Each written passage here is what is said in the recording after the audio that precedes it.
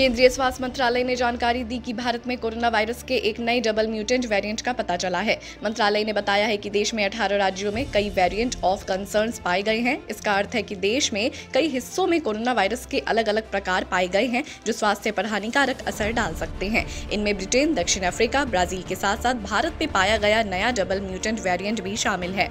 Double mutant variant का कैसे पता चला?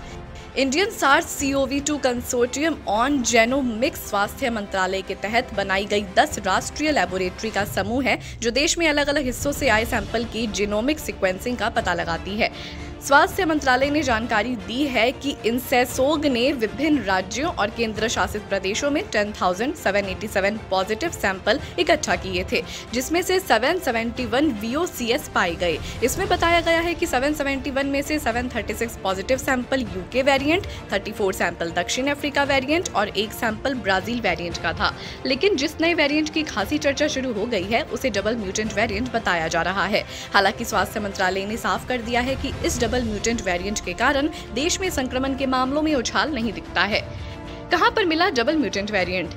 स्वास्थ्य मंत्रालय ने बताया है कि पश्चिमी महाराष्ट्र से इकट्ठा किए गए सैंपल में से 15 से 20% सैंपल्स में डबल म्यूटेंट वेरिएंट पाए गए हैं।